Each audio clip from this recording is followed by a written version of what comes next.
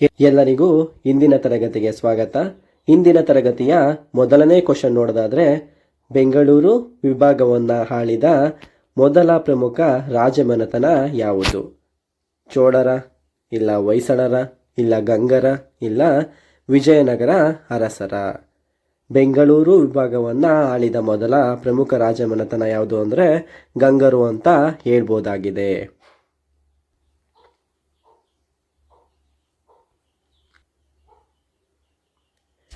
ಎರಡನೇ ಕ್ವಶನ್ ನೋಡೋದಾದ್ರೆ, ವಿಜಯನಗರ ಅರಸರ ಆಳ್ವಿಕೆಯಲ್ಲಿ ಪಾಳೆಗಾರರು ಆಳುತ್ತಿದ್ದ ಪ್ರದೇಶವನ್ನ ಏನೆಂದು ಕರೆಯಲಾಗುತ್ತಿತ್ತು? ನಾಡು ಅಂತ ಕರಿತಿದ್ರ, ಇಲ್ಲ ಪಾಳೆಪಟ್ಟು ಅಂತ ಕರಿತಿದ್ರ, ಇಲ್ಲ ದುರ್ಗ ಅಂತ ಕರಿತಿದ್ರ, ಇಲ್ಲ ಸಾಮ್ರಾಜ್ಯ ಅಂತ ಕರಿತಿದ್ರ? ವಿಜಯನಗರ ಅರಸರ ಆಳ್ವಿಕೆಯಲ್ಲಿ ಪಾಳೆಗಾರರು ಆಳುತ್ತಿದ್ದ ಪ್ರದೇಶವನ್ನ ಪಾಳೆಪಟ್ಟು ಅಂತ ಕರಿತಾ ಇದ್ರು ಅಂತ ಹೇಳ್ಬೋದು. ಮೂರನೇ ಕ್ವಶನ್ ನೋಡೋದಾದ್ರೆ, ವಾಣಿವಿಲಾಸ ಸಾಗರ ಅಣೆಕಟ್ಟು ಯಾವ ಜಿಲ್ಲೆಯಲ್ಲಿದೆ? ಬೆಂಗಳೂರಿನಲ್ಲಿದೆಯಾ, ಇಲ್ಲ ತುಮಕೂರಲ್ಲಿದೆಯಾ, ಇಲ್ಲ ಚಿತ್ರದುರ್ಗದಲ್ಲಿದೆಯಾ, ಇಲ್ಲ ಶಿವಮೊಗ್ಗದಲ್ಲಿ ಇದೆಯಾ?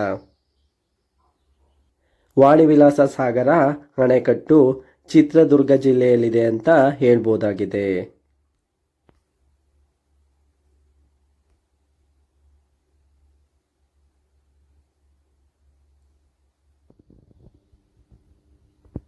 ನಾಲ್ಕನೇ ಕ್ವಶನ್ ನೋಡೋದಾದ್ರೆ, ಕೋಲಾರದ ಚಿನ್ನದ ಗಣಿಯಲ್ಲಿ ಚಿನ್ನದ ಅದಿರು ಮುಗಿದು ಹೋಗಿದೆ ಎಂದು ಉಲ್ಲೇಖಿಸಲಾಗಿದೆ. ಹಾಗಾದರೆ ಕಬ್ಬಿಣದ ಅದಿರು ನಿಕ್ಷೇಪಗಳು ಹೆಚ್ಚಾಗಿ ಕಂಡುಬರುವ ಜಿಲ್ಲೆಗಳು ಯಾವುವು? ಕೋಲಾರ ಮತ್ತು ಬೆಂಗಳೂರ, ಚಿತ್ರದುರ್ಗ ಮತ್ತು ತುಮಕೂರ, ಇಲ್ಲ ಹಾಸನ ಮತ್ತು ಮಂಡ್ಯನ, ಇಲ್ಲ ದಕ್ಷಿಣ ಕನ್ನಡ ಮತ್ತು ಉತ್ತರ ಕನ್ನಡನ? ಕಬ್ಬಿಣದ ಅದಿರು ನಿಕ್ಷೇಪಗಳು ಹೆಚ್ಚಾಗಿ ಕಂಡುಬರುವ ಜಿಲ್ಲೆಗಳು ಚಿತ್ರದುರ್ಗ ಮತ್ತು ತುಮಕೂರು ಜಿಲ್ಲೆಗಳು ಅಂತ ಹೇಳ್ಬೋದು.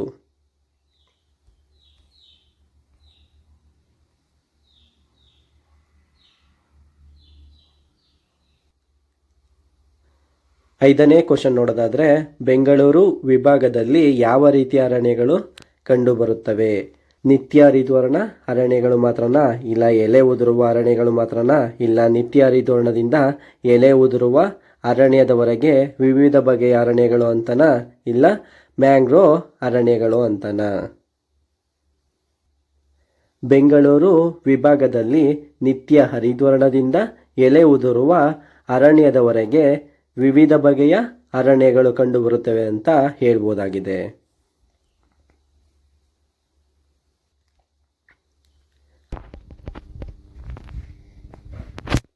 ಆರನೇ ಕ್ವಶನ್ ನೋಡೋದಾದ್ರೆ, ಚಿತ್ರದುರ್ಗ ಜಿಲ್ಲೆಯಲ್ಲಿರುವ ಅತಿ ಎತ್ತರದ ಬೆಟ್ಟ ಯಾವುದು?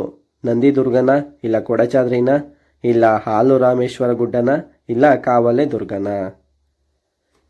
ಚಿತ್ರದುರ್ಗ ಜಿಲ್ಲೆಯಲ್ಲಿರುವ ಎತ್ತರದ ಬೆಟ್ಟ ಹಾಲು ರಾಮೇಶ್ವರ ಗುಡ್ಡ ಆಗಿದೆ ಅಂತ ಹೇಳ್ಬೋದಾಗಿದೆ.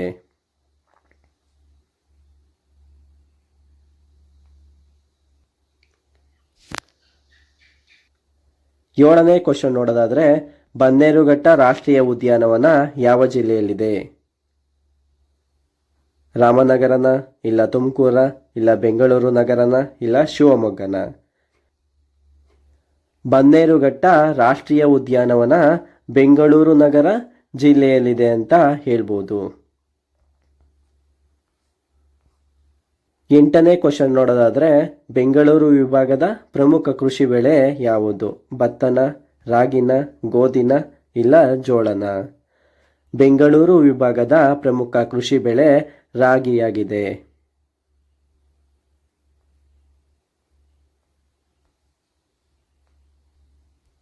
ಒಂಬತ್ತನೇ ಕ್ವಶನ್ ನೋಡೋದಾದ್ರೆ, ಬೆಂಗಳೂರು ವಿಭಾಗದಲ್ಲಿ ವಾಣಿಜ್ಯ ಬೆಳೆಯಾಗಿ ಯಾವುದನ್ನ ಬೆಳೆಯುತ್ತಾರೆ? ಭತ್ತನ, ಇಲ್ಲ ಕಬ್ಬ, ಇಲ್ಲ ಜೋಳನ, ಇಲ್ಲ ರಾಗಿನ? ಬೆಂಗಳೂರು ವಿಭಾಗದಲ್ಲಿ ವಾಣಿಜ್ಯ ಬೆಳೆಯಾಗಿ ಕಬ್ಬನ್ನು ಬೆಳೆಯುತ್ತಾರೆ ಅಂತ ಹೇಳ್ಬೋದಾಗಿದೆ.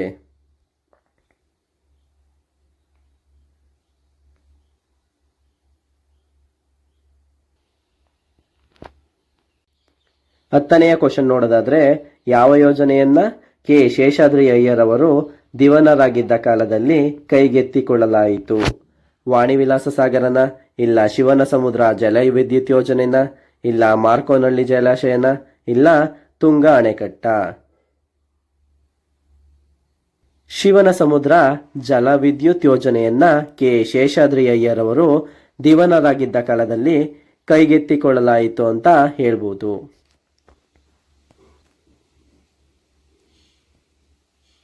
11ನೇ ಕ್ವಶನ್ ನೋಡೋದಾದ್ರೆ, ವಿಶ್ವೇಶ್ವರಯ್ಯ ಕಬ್ಬಿಣ ಮತ್ತು ಉಕ್ಕು ನಿಯಮಿತ ಕಾರ್ಖಾನೆಯನ್ನ ಯಾವ ವರ್ಷದಲ್ಲಿ ಸ್ಥಾಪಿಸಲಾಯಿತು? 1923, ಇಲ್ಲ 1936, 1950, ಇಲ್ಲ 1960? ವಿಶ್ವೇಶ್ವರಯ್ಯ ಕಬ್ಬಿಣ ಮತ್ತು ಉಕ್ಕು ನಿಯಮಿತ ಕಾರ್ಖಾನೆಯನ್ನ 1923ರಲ್ಲಿ ಸ್ಥಾಪಿಸಲಾಯಿತು. 12ನೇ ಕ್ವಶನ್ ನೋಡೋದಾದ್ರೆ, ರಾಜ್ಯದ ಮೊದಲ ಸಿಮೆಂಟ್ ಕಾರ್ಖಾನೆಯನ್ನ ಎಲ್ಲಿ ಸ್ಥಾಪಿಸಲಾಯಿತು? ಬೆಂಗಳೂರಲ್ಲ, ಇಲ್ಲ ಭದ್ರಾವತಿಯಲ್ಲ, ಇಲ್ಲ ತುಮಕೂರಲ್ಲ, ಇಲ್ಲ ದಾವಣಗೆರೆಯಲ್ಲ. ರಾಜ್ಯದ ಮೊದಲ ಸಿಮೆಂಟ್ ಕಾರ್ಖಾನೆಯನ್ನ ಭದ್ರಾವತಿಯಲ್ಲಿ ಸ್ಥಾಪಿಸಲಾಯಿತು.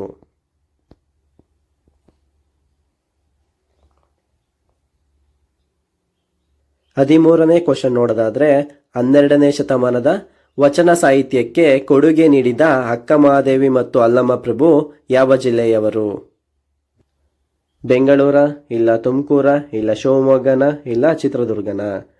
12ನೇ ಶತಮಾನದ ವಚನ ಸಾಹಿತ್ಯಕ್ಕೆ ಕೊಡುಗೆ ನೀಡಿದ ಅಕ್ಕ ಮಹಾದೇವಿ ಮತ್ತು ಅಲ್ಲಮ್ಮ ಪ್ರಭು ಶಿವಮೊಗ್ಗ ಜಿಲ್ಲೆಯವರು ಅಂತ ಹೇಳ್ಬೋದಾಗಿದೆ.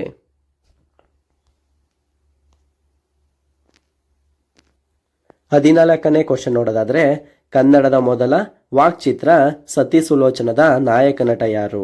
ಗುಬ್ಬಿ ವೀರಣ್ಣನ, ಇಲ್ಲ ಕೆ ಹಿರಣಯ್ಯನ, ಇಲ್ಲ ಸುಬ್ಬಯ್ಯ ನಾಯ್ಡ, ಇಲ್ಲ ಮಾಸ್ಟರ್ ಹಿರಣಯ್ಯನವರ? ಕನ್ನಡದ ಮೊದಲ ವಾಕ್ಚಿತ್ರ ಸತಿ ಸುಲೋಚನದ ನಾಯಕ ನಟ ಸುಬ್ಬಯ್ಯ ನಾಯ್ಡು ರವರಾಗಿದ್ದಾರೆ.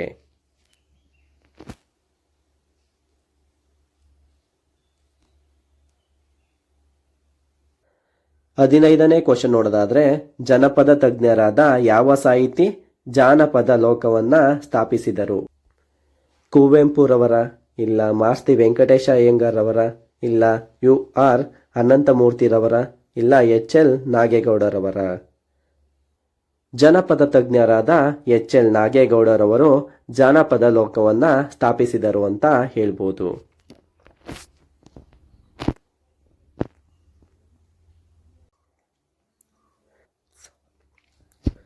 16ನೇ ಕ್ವಶನ್ ನೋಡೋದಾದ್ರೆ, ಬೆಂಗಳೂರು ನಗರದಲ್ಲಿ ಪ್ರತಿ ವರ್ಷ ನಡೆಯುವ ಪ್ರಸಿದ್ಧ ಉತ್ಸವ ಯಾವುದು? ದಸರಾನ, ಇಲ್ಲ ಕರಗ ಉತ್ಸವನ, ಇಲ್ಲ ಹಂಪಿ ಉತ್ಸವನ, ಇಲ್ಲ ಮೈಸೂರು ದಸರಾನ? ಬೆಂಗಳೂರು ನಗರದಲ್ಲಿ ಪ್ರತಿ ವರ್ಷ ನಡೆಯುವ ಪ್ರಸಿದ್ಧ ಉತ್ಸವ ಕರಗ ಉತ್ಸವ ಆಗಿದೆ ಅಂತ ಹೇಳ್ಬೋದು.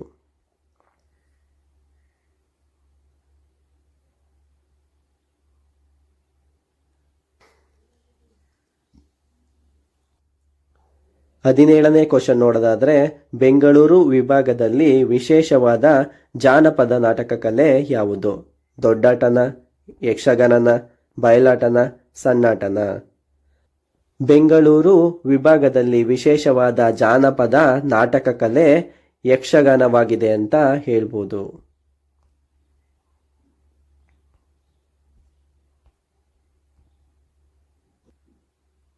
18ನೇ ಕ್ವಶನ್ ನೋಡೋದಾದ್ರೆ, ಬೆಂಗಳೂರು ವಿಭಾಗದಲ್ಲಿ ಚಿತ್ರಕಲೆಗೆ ಕೊಡುಗೆ ನೀಡಿದ ಪ್ರಮುಖ ಕಲಾವಿದರಲ್ಲಿ ಒಬ್ಬರು ಯಾರು? ಗುಬ್ಬಿ ವೀರಣ್ಣನ, ಸುಬ್ಬಯ್ಯ ನಾಯ್ಡ, ಇಲ್ಲ ವೆಂಕಟಪ್ಪನ, ಇಲ್ಲ ಕೆ ಹಿರಣಯ್ಯನ?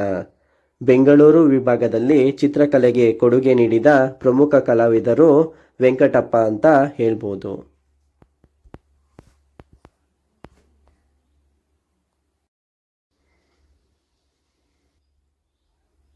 19ನೇ ಕ್ವಶನ್ ನೋಡೋದಾದ್ರೆ, ಭಾರತ ರತ್ನ ಪ್ರಶಸ್ತಿ ಪಡೆದ ಸರ್ ಎಂ ವಿಶ್ವೇಶ್ವರಯ್ಯನವರು ಯಾವ ಜಿಲ್ಲೆಯವರು? ಬೆಂಗಳೂರ, ತುಮಕೂರ, ಇಲ್ಲ ಕೋಲಾರನ, ಇಲ್ಲ ಶಿವಮೊಗ್ಗನ? ಭಾರತ ರತ್ನ ಪ್ರಶಸ್ತಿ ಪಡೆದ ಸರ್ ಎಂ ವಿಶ್ವೇಶ್ವರಯ್ಯನವರು ಕೋಲಾರ ಜಿಲ್ಲೆಯವರಾಗಿದ್ರು ಅಂತ ಹೇಳ್ಬೋದು.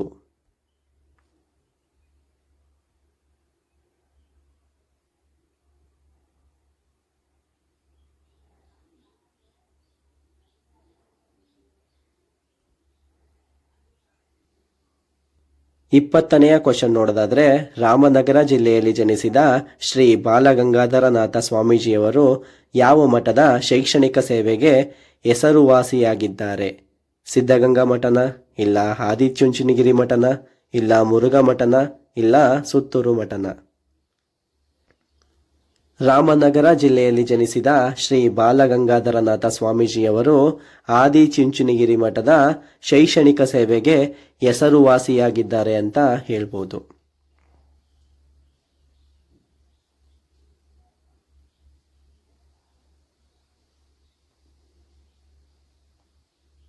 ಇಪ್ಪತ್ತೊಂದನೇ ಕ್ವಶನ್ ನೋಡೋದಾದ್ರೆ, ಪ್ರಾಥಮಿಕ ಆರೋಗ್ಯ ಕೇಂದ್ರಗಳನ್ನು 24x7 ಕಾರ್ಯನಿರ್ವಹಿಸುವ ಕೇಂದ್ರಗಳೆಂದು ಸರ್ಕಾರವು ಏಕೆ ಘೋಷಿಸಿದೆ?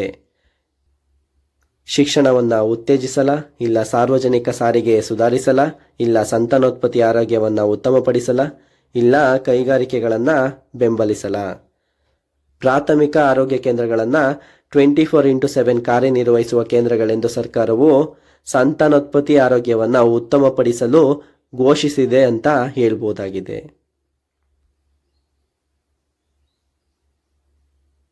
ಇಪ್ಪತ್ತೆರಡನೆಯ ಕ್ವಶನ್ ನೋಡೋದಾದ್ರೆ, ಬೆಂಗಳೂರು ವಿಭಾಗದಲ್ಲಿರುವ ವಿಧ ವಿಧದ ಸಂಸ್ಕೃತಿಗಳಲ್ಲಿ ಈ ಕೆಳಗಿನವು ಯಾವುದು? ಕೇವಲ ನದಿಗಳು ಮತ್ತು ಕಣಿವೆಗಳ, ಇಲ್ಲ ಕೇವಲ ದೇವಾಲಯಗಳು ಮತ್ತು ಮಠಗಳ, ಅರಣ್ಯ ಮತ್ತು ಪ್ರಾಣಿ ಸಂಪತ್ತು ಮಾತ್ರನಾ, ಇಲ್ಲ ಕೇವಲ ರಾಜಕೀಯ ಮುಖಂಡರ? ಬೆಂಗಳೂರು ವಿಭಾಗದಲ್ಲಿರುವ ವಿಧ ವಿಧದ ಸಂಸ್ಕೃತಿಗಳಲ್ಲಿ ಅರಣ್ಯ ಮತ್ತು ಪ್ರಾಣಿ ಸಂಪತ್ತುಗಳಿವೆ ಎಂದು ಹೇಳಬಹುದಾಗಿದೆ.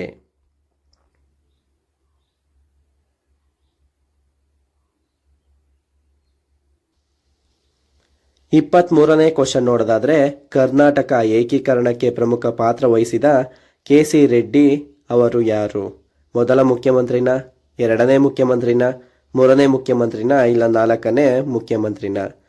ಕರ್ನಾಟಕ ಏಕೀಕರಣಕ್ಕೆ ಪ್ರಮುಖ ಪಾತ್ರ ವಹಿಸಿದ ಕೆ.ಸಿ. ರೆಡ್ಡಿ ಅವರು ಮೊದಲ ಮುಖ್ಯಮಂತ್ರಿಗಳಾಗಿದ್ದಾರೆ ಅಂತ ಹೇಳ್ಬೋದು.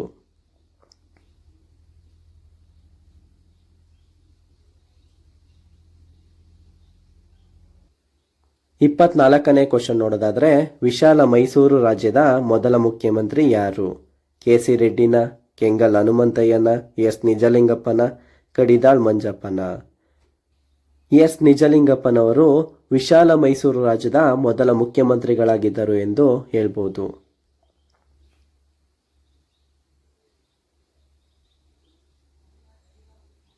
ಈ ತರಗತಿಯ ಕೊನೆಯ ಕ್ವಶನ್ ನೋಡೋದಾದ್ರೆ, ಶಾಂತವೇರಿ ಗೋಪಾಲಗೌಡರು ಯಾವ ತಾಲೂಕಿನಲ್ಲಿ ಜನಿಸಿದರು?